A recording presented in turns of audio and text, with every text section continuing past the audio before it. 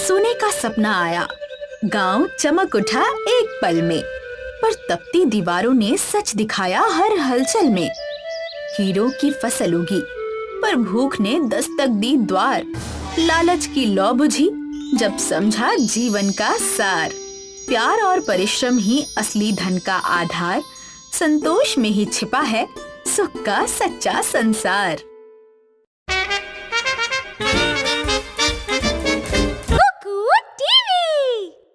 सुबह की शुरुआत होती है।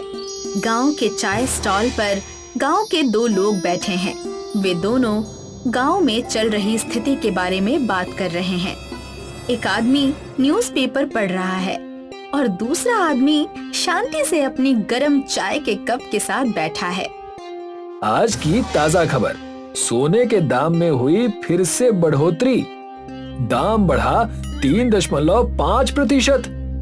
कमाल है भैया, सोने के दाम तो किसी अंतरिक्ष यान की तरह हो चुके हैं, ऊपर ही जाते जा रहे हैं। और नहीं तो क्या, अगर ऐसा ही चलता रहा तो हम जैसे लोगों के लिए सोना खरीदना तो काफी मुश्किल हो जाएगा। हाँ, मुझे तो अब डर लगने लगा है। अगले बरस झुमरी बिटिया की शादी करानी है और उसमें ऐसे बढ़ते सोने के दाम। जब वे दोनों बात कर रहे होते हैं, तभी वहाँ से गोपाल गुजरता है। गोपाल गांव के सबसे सम्मानित लोगों में से एक है। लोग उसे उसके अच्छे कामों और उसके दयालु स्वभाव के लिए जानते हैं। अरे गोपाल भैया, किधर जा रहे हो? कुछ नहीं, बस बच्चों के स्कूल के काम से बाजार जा रहा था। उन्हें अपने प्रोजेक्ट के लिए कुछ सामान चाहिए था, तो सोचा घर जाते जाते ले जाऊं। चलो बढ़िया है, ठीक है, मिलते हैं फिर। ठीक है, अब मैं चलता हूँ। गोपाल वहाँ से चला जाता है। गोपाल वहाँ से निकलकर स्टेशनरी शॉप पहुँचता है। वो अपने बच्चों की मांगी हुई कुछ चीजें दुकानदार से मांगता है। भैया, मुझे 2 कार्डबोर्ड, 7 रंग के चार्ट पेपर और कुछ सजावट के सामान दे दीजिए, बच्चों के प्रोजेक्ट के लिए। जी भैया, अभी लाया। दुकानदार गोपाल की मांगी हुई सारी चीजें निकालता है और उन्हें लेकर वापस काउंटर पर आ जाता है। लीजिए भैया, जैसा आपने कहा था। दीजिए। कितने हो गए? सब मिलाकर आपके हुए 500 रुपए। इतनी सी चीजों के 500 रुपए? हाँ भैया, आजकल तो सब कुछ महंगा हो चुका है, आप तो जानते ही हैं। गोपाल उदास चेहरे के साथ हाँ में सिर हिलाता है। वो पैसे देता है और फिर वहाँ से चला जाता है। शाम को गोपाल अपने घर में बैठा है। उसके बच्चे रेशमा और विपुल अपने प्रोजेक्ट पर काम कर रहे हैं। तभी उसकी पत्नी सुषमा उसके लिए हाथ में खाने की प्लेट लेकर अंदर आती है। लीजिए आज का खाना। अरे हाँ, लाओ। आज काम काफी ज्यादा था, इसीलिए जोर की भूख लगी है। गोपाल खाना शुरू करता है। सुषमा उसके पास आकर बैठ जाती है और उससे बात करना शुरू करती है। अच्छा सुनो, मैं क्या सोच रही थी कि बच्चों की अगले हफ्ते लंबी छुट्टी होने वाली है, तो क्यों ना मैं मायके चली जाऊं? मायके? पिछले महीने ही तो गई थी तुम। अरे क्या करूं, मुझे जाने का मन हो रहा है। आप कुछ पैसे दे दें तो मैं जाकर आ जाऊंगी। अरे अब क्या बताऊं, पैसों की तो तंगी चल रही है।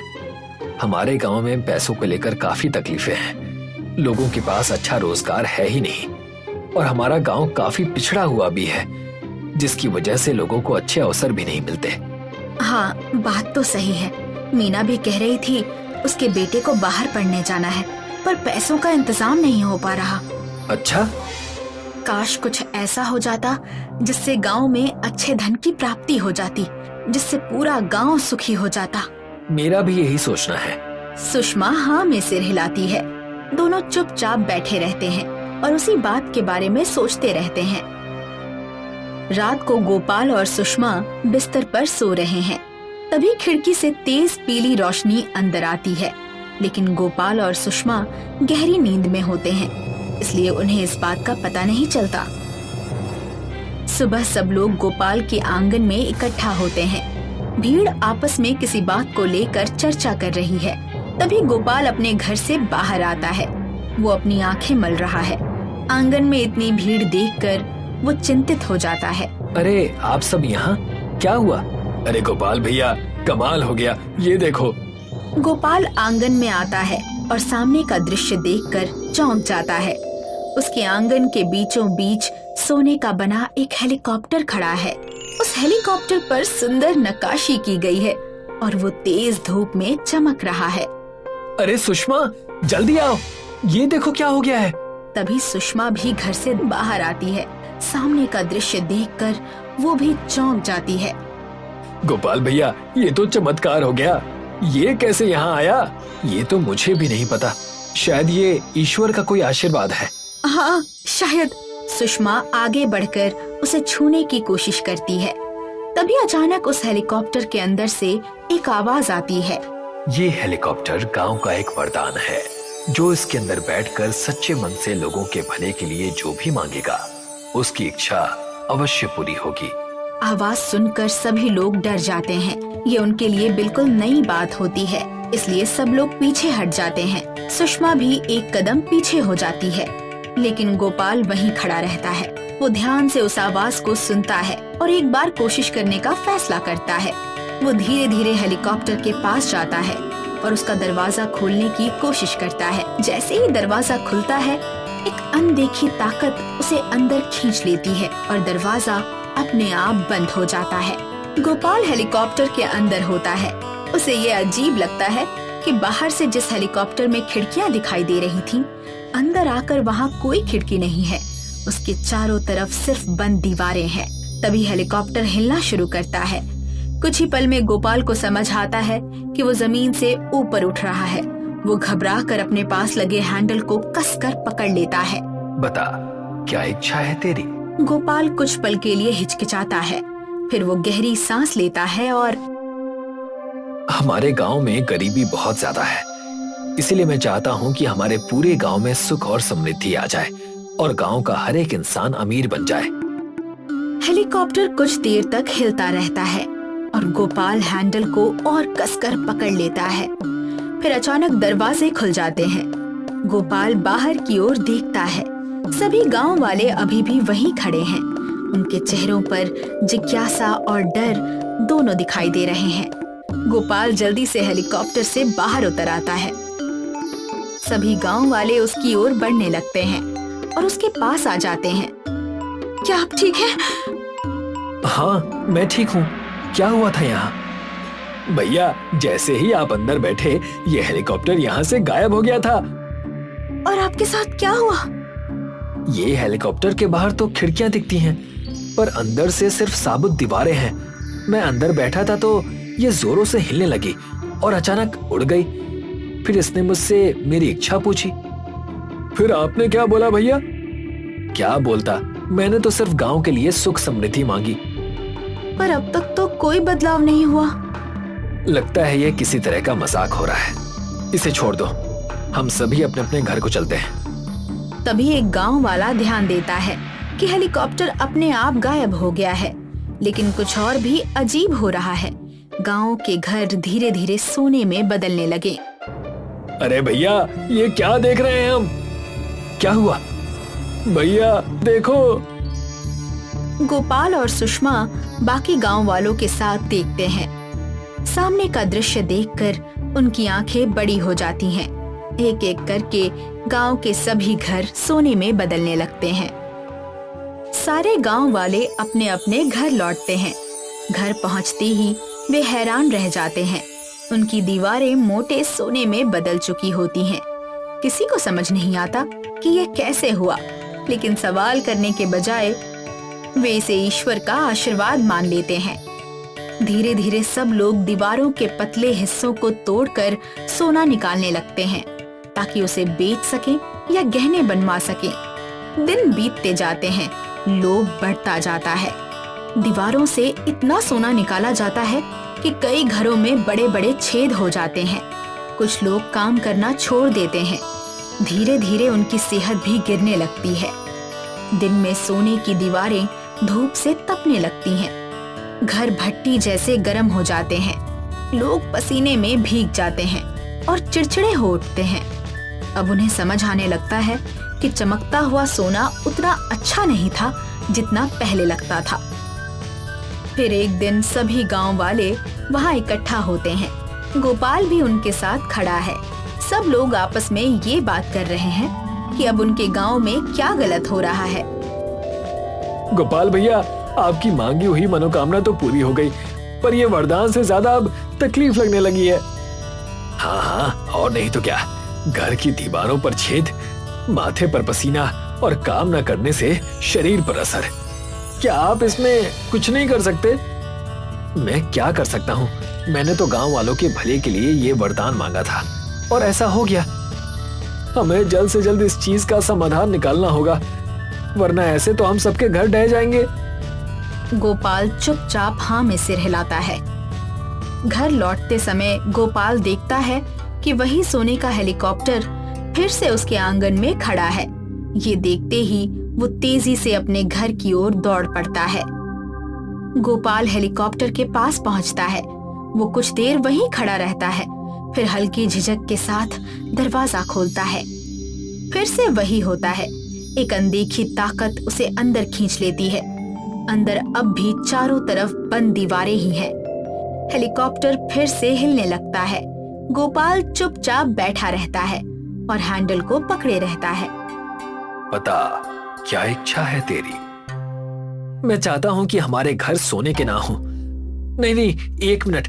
मैं चाहता हूं कि हमारे घर अब पहले की तरह हो जाए, पर हमारे खेतों से सब्जियों की जगह हीरे उगने लगे। हेलीकॉप्टर फिर से हिलता है और थोड़ी देर बाद शांत हो जाता है। गोपाल हेलीकॉप्टर से बाहर उतरता है और उसके सामने ही वो हेलीकॉप्टर गायब हो जाता है। ये देखकर वो गहरी सांस लेता है। दिन बदलता है। अब गांव वाले अपने खेतों में हीरे उगाने लगते हैं। फिर वही लालच का सिलसिला शुरू हो जाता है। लोग हीरों की खरीद फरोख्त में लग जाते हैं, लेकिन धीरे धीरे उन्हें समझ आता है कि ये वरदान नहीं, ये छुपी हुई समस्या है। कुछ ही समय में खाने की कमी होने लगती है। गांव में ताजी सब्जियां नहीं बचती। सबके चेहरों पर चिंता साफ दिखाई देने लगती है। गोपाल बिस्तर पर बैठा है, तभी सुषमा अंदर आती है। उसके चेहरे पर चिंता साफ दिखाई दे रही थी। घर में खाने के लिए कोई भी सब्जी नहीं है। क्या? कुछ भी नहीं है? नहीं, सुंदरलाल ने तो सब्जियों का ठेला लगाना भी बंद कर दिया है, क्योंकि अब सबके खेतों में बस हीरे ही निकल रहे हैं। कल आखिरी सब्जी बची थी, अब वो भी खत्म हो गई है। अगर ऐसा ही चलता रहा तो हमें तो बिना पौष्टिक चीजों के ही घर चलाना होगा। ये देखकर गोपाल भी घबरा जाता है। वो तुरंत उठता है और वहां से बाहर चला जाता है। गोपाल रास्ते पर चलता जा रहा है। वो चिंतित है और अपने ही विचारों में खोया हुआ है। तभी उसे केशव के घर से रोने की आवाज सुनाई देती है। ये सुनकर गोपाल तुरंत उस घर की ओर दौड़ पड़ता है। गोपाल दौड़कर केशव के घर के अंदर जाता है। वो देखता है कि केशव बिस्तर के सामने खड़ा रो रहा है।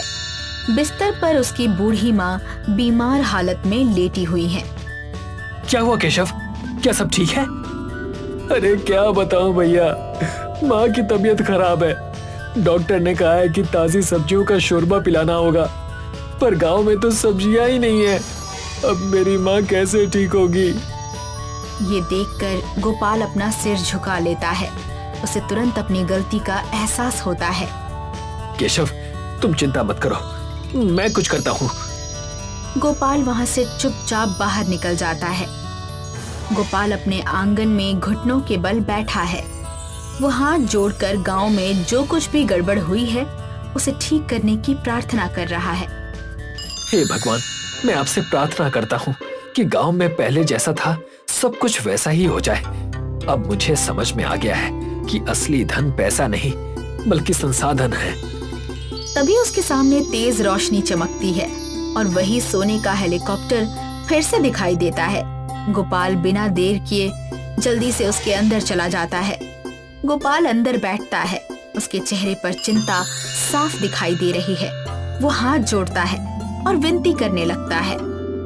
मैं अपनी गलतियों को समझ चुका हूँ। मैं चाहता हूँ कि गांव में सब कुछ पहले जैसा हो जाए। अब हमें खुशी के लिए किसी धन, सोने या हीरे की जरूरत नहीं है। इस बार हेलीकॉप्टर बिल्कुल नहीं हिलता। अंदर चारों ओर शांति रहती है और तभी एक आवाज गूंजती है। जो कुछ अभी तक हुआ वो सिर्फ एक सपना था। मैं तुम्हें यही बताना चाहता था कि अच्छा जीवन सिर्फ पैसों से नहीं बल्कि प्यार और लगन से बिताया जाता है। क्या तुम अब फिर से उस जीवन में जाना चाहते हो? हाँ, मैं तैयार हूँ। मुझे अपना वही पुराना जीवन चाहिए। तभी दरवाजा अपने आप खुल जाता है। बाहर वही गांव वाले खड़े हैं, जैसे उस दिन खड़े थे जब हेलीकॉप्टर पहली बार दिखाई दिया था। गोपाल हेलीकॉप्टर से बाहर उतरता है और सब लोग उसकी ओर बढ़ने लगते हैं। क्या हुआ अंदर? हाँ भैया, हुआ क्या? क्या आपने हमारे गांव के लिए धन मांगा? हमें किसी चीज का लोभ नहीं करना चाहिए। हमारे पास जो है और जितना है उसमें खुश रहना सीखना चाहिए और बेहतर होने के लिए मेहनत करनी चाहिए। इतना होते ही हेलीकॉप्टर अचानक गायब हो जाता है। सभी लोग हैरान रह जाते हैं, लेकिन गोपाल शांत खड़ा रहता है। उसके चेहरे पर हल्की सी मुस्कान होती है। यहीं पर कहानी समाप्त होती है।